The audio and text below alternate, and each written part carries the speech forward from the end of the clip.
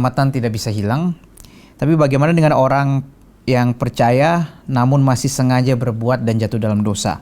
Apakah orang demikian masih layak masuk kerajaan Allah? Karena seakan mereka mempermainkan kasih karunia.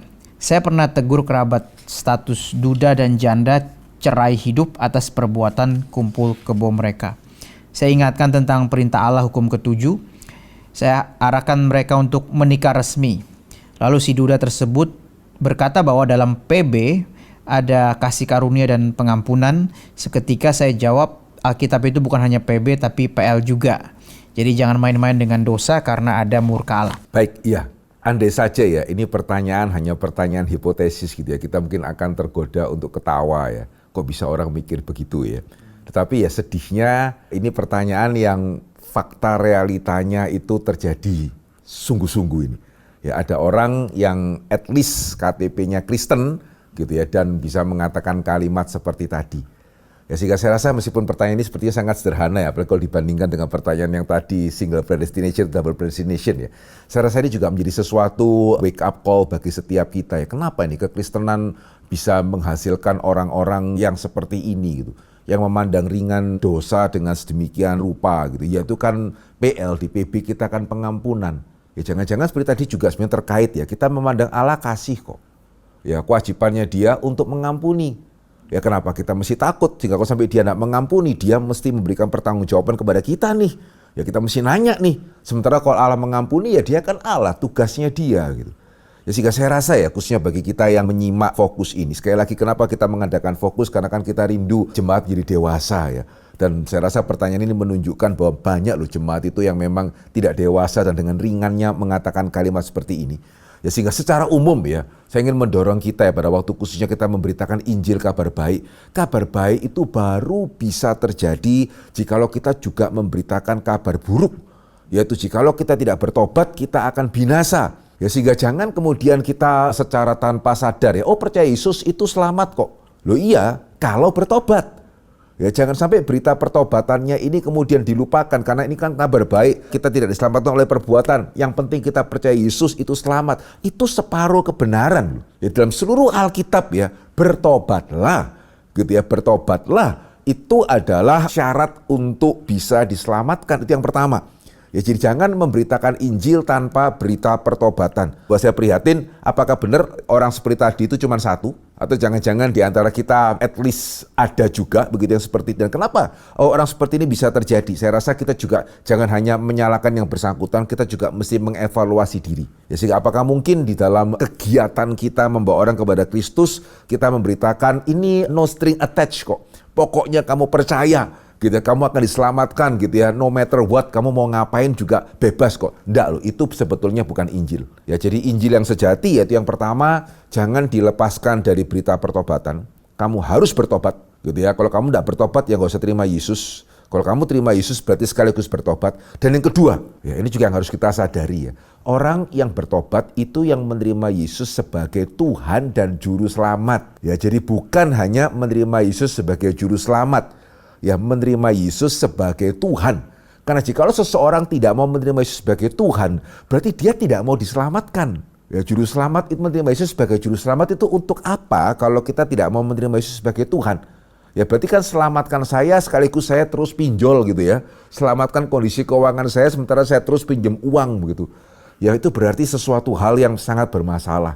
Nah begitu kita menerima Yesus sebagai Tuhan, ya berarti kita harus belajar untuk mau taat dan untuk itu sebetulnya Roh Kudus diberikan. Jadi Roh Kudus diberikan untuk boleh melahirbarukan kita sehingga kita bisa sadar akan dosa, sehingga kita bisa sadar akan hukuman Tuhan, sehingga kita bisa mempunyai kemauan untuk bertobat, sekaligus Roh Kudus kemudian tinggal dalam hati kita untuk menyadarkan kita akan dosa. Sehingga kalau ada orang Kristen yang mengentengkan dosa ya, jika saya mengatakan saya sangat meragukan betulkah dia sungguh-sungguh itu sudah diselamatkan, meskipun mungkin dia mengaku seperti itu.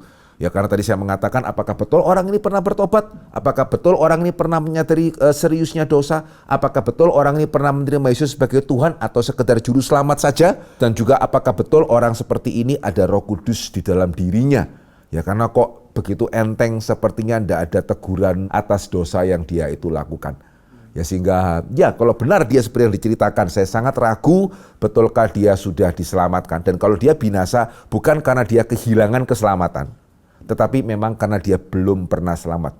Ya, jadi bukan karena sekali selamat tetap selamat itu salah, tapi memang karena orang ini tidak pernah diselamatkan sebetulnya. Bisa jadi karena kita memberitakan Injilnya itu cuman separuh-separuh. Bisakah kita katakan kondisi terikat seperti ini atau kecanduan seperti ini itu adalah hukuman itu sendiri? Bisa, tetapi harus ada satu pergumulan.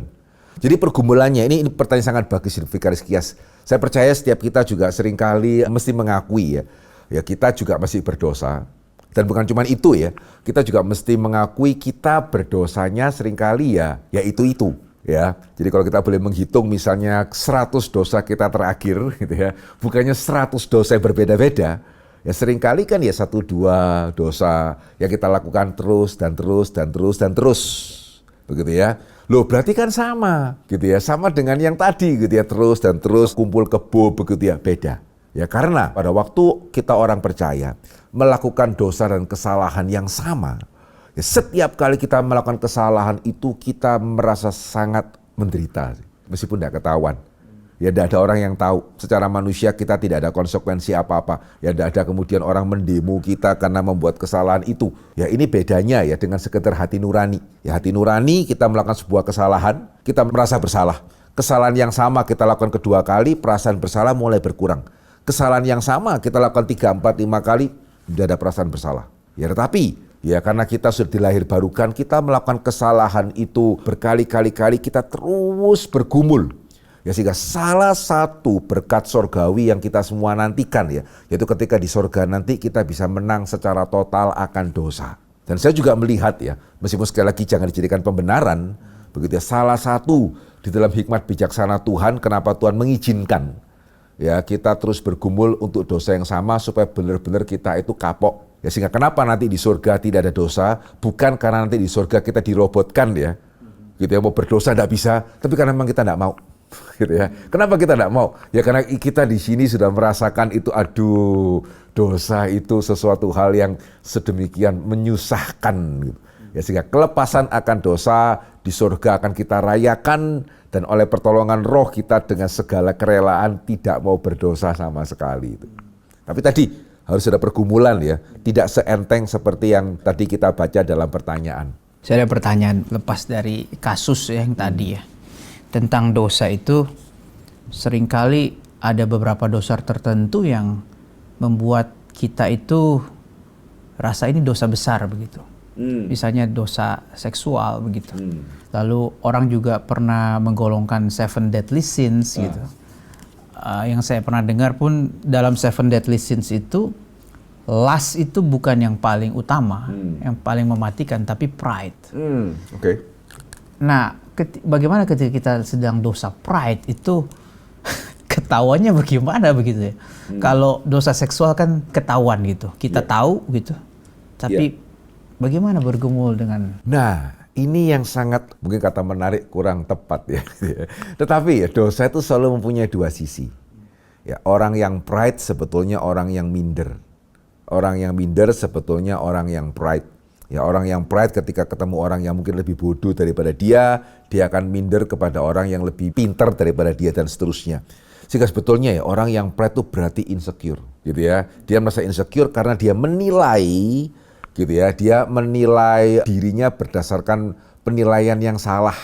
Dan ketika kita menilai diri berdasarkan penilaian yang salah di dalam dunia berdosa, kita akan merasa insecure. Dan saya percaya ya ketika orang Kristen gitu ya, ketika dia itu pride, ya sebetulnya dia tahu bahwa dia itu tidak melakukan hal yang benar, sehingga bukannya tidak ada pergumulan. Nah, apalagi kalau dia berada di dalam gereja yang benar ya. Ya sehingga tadi yang saya khawatirkan di hari ini gereja terlalu memberitakan kasih. Sehingga seharusnya ya kalau kita berada di gereja yang benar, apapun dosa kita akan ada teguran. Saya akan heran ya kalau dosa yang gereja yang benar cuma menegur lust dan tidak pernah sekalipun menegur pride. Ya kan dalam Alkitab kita menemukan ya even kalau kita melihat 7 deadly sin juga yang menggolongkan kan gereja begitu ya. Ya jadi harusnya kalau yang bersangkutan berada di gereja yang benar, ya teguran akan pride akan terus dia itu dapatkan sehingga tidak dibiarkan tanpa pergumulan sama sekali. Baik Pak, terima kasih.